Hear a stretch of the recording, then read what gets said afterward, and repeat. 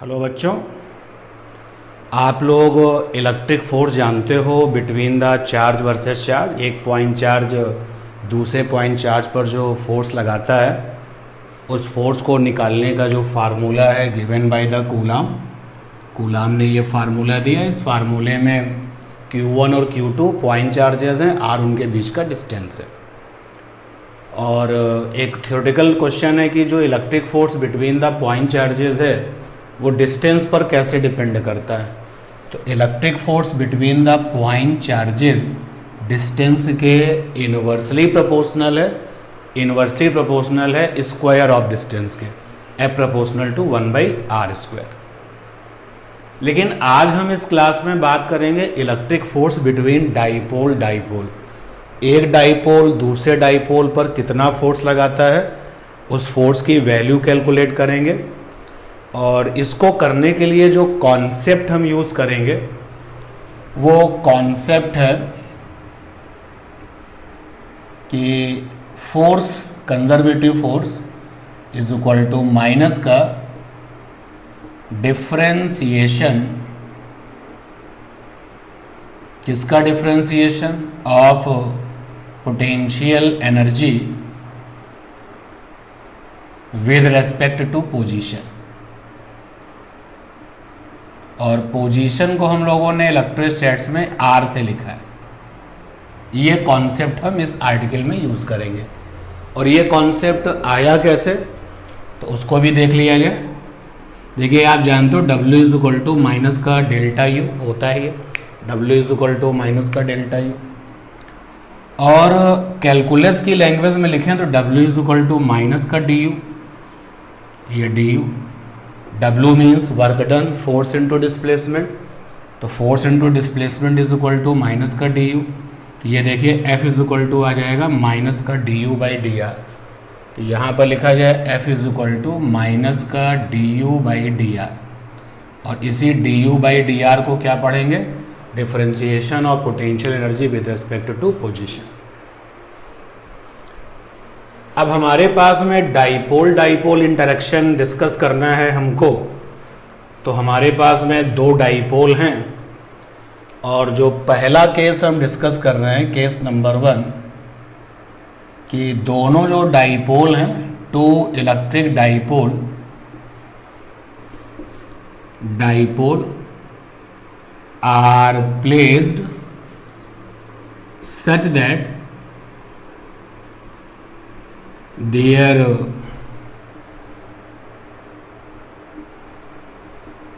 dipole moment vectors are collinear।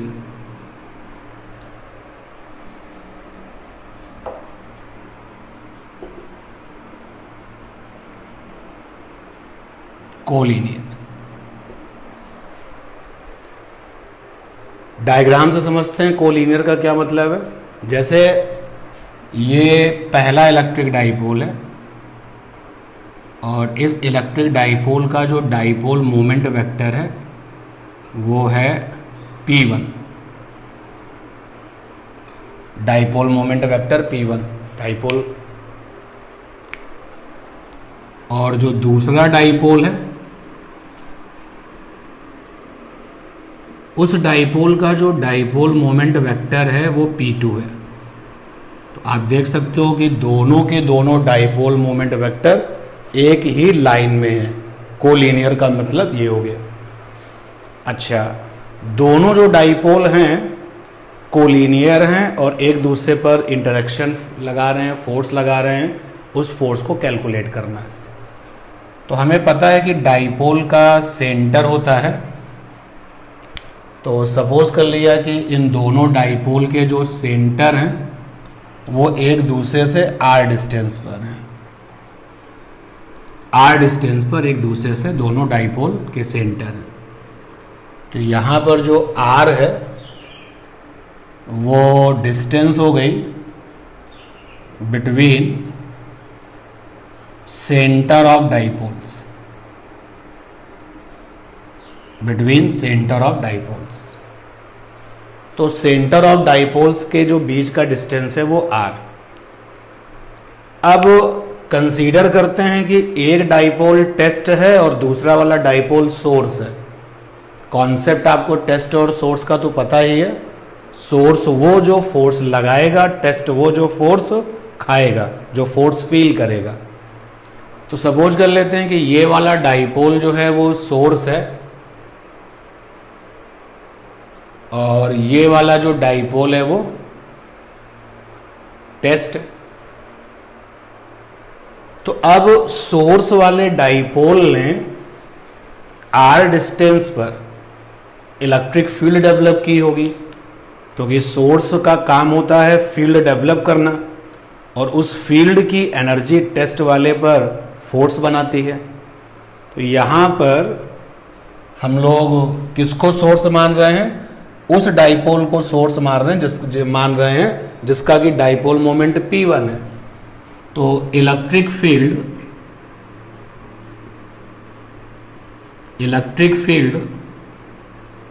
E due to dipole of dipole moment P1।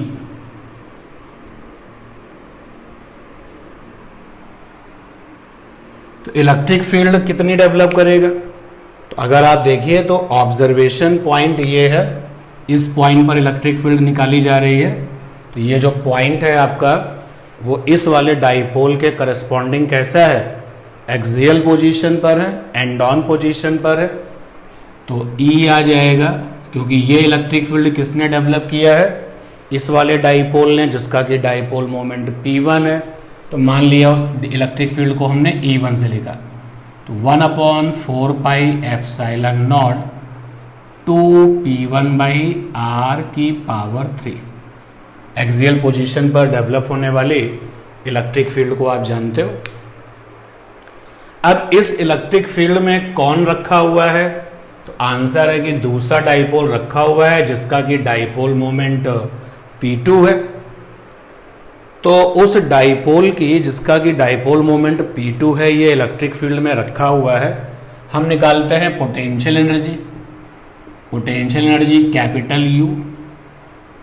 तो capital U का formula होता है minus का PE cos theta, ये formula होता है। इससे पहले जो फार्मूला है वो होता है माइनस P.E। तो यहां पर U is equal to P means dipole moment. तो इसका डाइपोल मोमेंट कितना है? P2, क्योंकि यही फील कर रहा है इलेक्ट्रिक फोर्स को, यही फील कर रहा है चेंज इन पोटेंशियल एनर्जी को। तो P2E, E कितना है? E1 है, और थीटा कितना है? 0।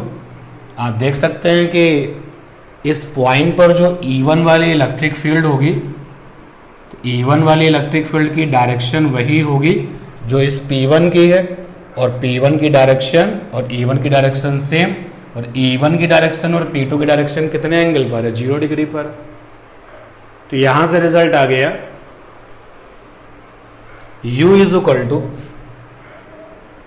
माइनस का P2 और E1 की वैल्यू है 1/4 पाई एप्सिलॉन नॉट 2P1 और r⁻3। तो ये पोटेंशियल एनर्जी निकाली हमने इसकी दूसरे वाले डाइपोल की, जिसका कि डाइपोल मोमेंट P2 है, और रिजल्ट निकल के आ गया माइनस का 1/4 पाई एप्सिलॉन नॉट और 2P1 P2 और r⁻3। और अब हमें चाहिए फोर्स। तो फोर्स की वैल्यू क्या है? F is equal to differentiation of potential. तो डिफ्रेंसिएशन ऑफ पोटेंशियल, जरा U को डिफ्रेंशिएट कर दो पोजीशन के रिस्पेक्ट में। तो du/dr, तो du/dr क्या आ जाएगा?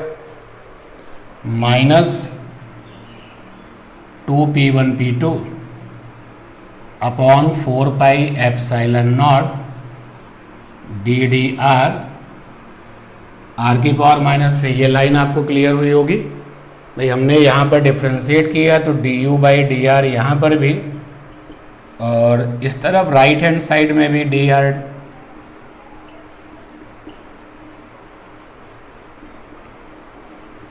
तो कांस्टेंट को डेरिवेटिव से बाहर निकाल दिया, रिजल्ट ये आ गया।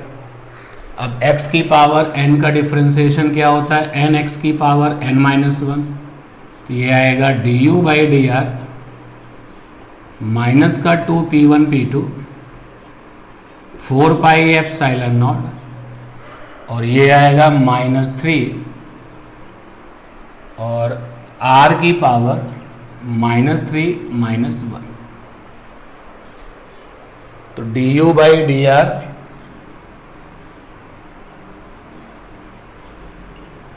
One upon 4 pi epsilon not 6p1 p2, और ये आया r की पावर -4। तो फोर्स की वैल्यू क्या आ जाएगी, F is equal to D U by D are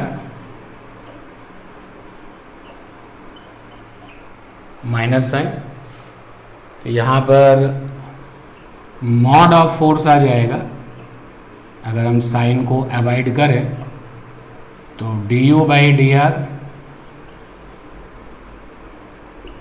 तो 1 upon 4 pi epsilon not 6p1 p2 upon r की पावर 4। ध्यान से आप देखिए कि एक पॉइंट चार्ज जब दूसरे पॉइंट चार्ज पर फोर्स लगाता है तो उसके फार्मूले में प्रोपोर्शनल टू 1/r² है, और यहाँ पर जब एक डाइपोल दूसरे डाइपोल पर फोर्स लगा रहा है तो उसके प्रोपोर्शनल में देखिए क्या है, r की पावर 4 है। तो डाइपोल जब एक दूसरे पर फोर्स लगाते हैं तो जो डिस्टेंस है, डिस्टेंस के प्रोपोर्शन है, इनवर्सली प्रोपोर्शनल है with fourth power of distance. तो इस वाले केस को डिस्कस कर लिया। एक केस और है, उसको भी डिस्कस करते हैं। इस वाले केस में दोनों डाइपोल की जो डाइपोल मोमेंट वेक्टर थी वो कोलिनियर थी। अब हम डिस्कस करेंगे दोनों डाइपोल की जो डाइपोल मोमेंट वेक्टर है वो आपस में कैसी है, पैरेलल है।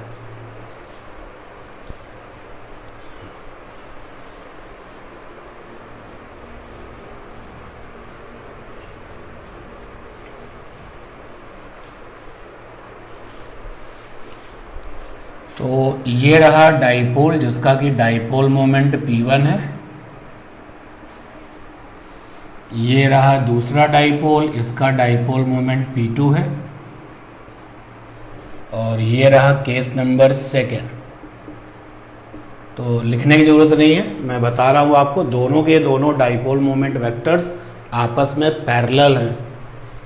तो यहाँ पर पैरेलल वाला केस है, पैरेलल वाला केस है, और दोनों डाइपोल के जो सेंटर हैं वो एक दूसरे से मान लिया r डिस्टेंस पर फिर से। अब फिर से इस वाले डाइपोल को सोर्स मान लिया, इसको टेस्ट मान लिया। तो सोर्स वाले डाइपोल ने r डिस्टेंस पर कितनी इलेक्ट्रिक फील्ड डेवलप की है, यानी एक बार फिर से electric field due to dipole of dipole moment P1, dipole moment P1।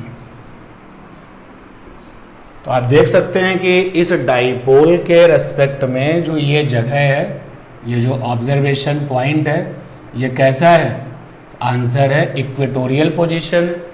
और इक्वेटोरियल पोजीशन पर डेवलप होने वाली इलेक्ट्रिक फील्ड का फार्मूला है 1/4 पाई एप्सिलॉन नॉट और P/r³।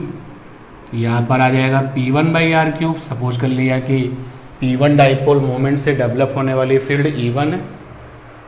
ठीक, डायरेक्शन क्या होती है इस फील्ड की, तो इस फील्ड की जो डायरेक्शन होती है वो डाइपोल मोमेंट से अपोजिट होती है। अब इस फील्ड में कौन रखा हुआ है, वो डाइपोल रखा हुआ है जिसका कि डाइपोल मोमेंट P2 है। तो पोटेंशियल एनर्जी निकाली जाए U बराबर माइनस का PE cos थीटा,